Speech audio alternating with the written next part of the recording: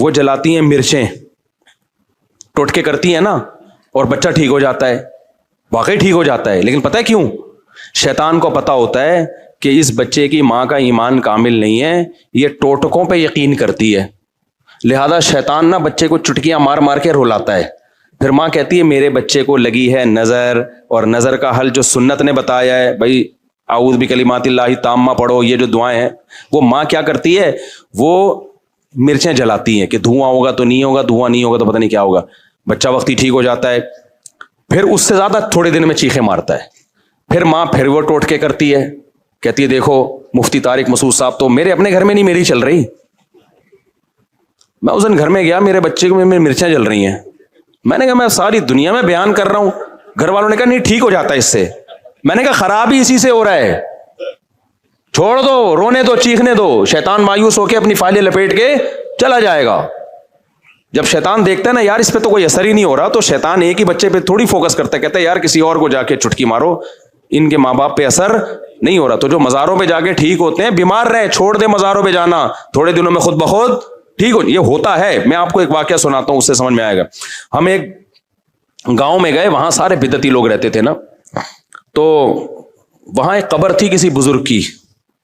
اچھا اس قبر کے قریب جا کے لیٹو، لوگ کہتے تھے یہ بزرگ لات مارتے ہیں، اور بندہ لڑکتا ہوا قبرستان کی دیوار سے جا کے لگتا ہے. واقعی ہوتا تھا ایسے. بزرگ تو لات نہیں مارتے تھے لیکن ہوتا تھا.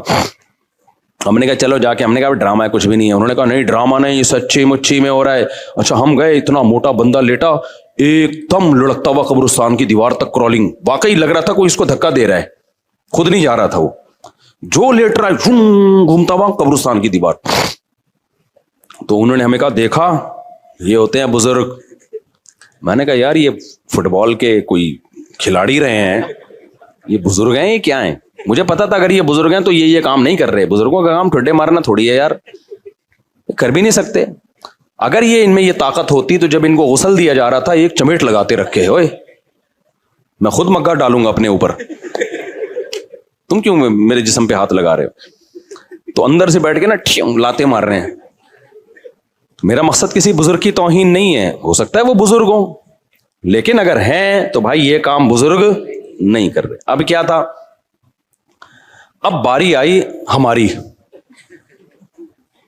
اچھا میرے ساتھ ایک اور مولانا تھے، بہت چھوٹا قد تھا ان کا، دبلے پتلے. ان کا نام ہی ہم نے ملا مختصر رکھا ہوا تھا، یعنی میرے دوست تھے پرانے.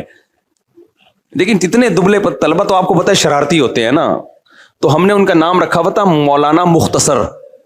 جیسے ایک مولانا تھے ہمارے مدرسے میں، عبد الباقی نام تھا ان کا، وہ بھی چھوٹے سے دبلے سے. ایک قاری صاحب کے ساتھ انہوں نے تجوید ٹھیک کرنا شروع کر دی.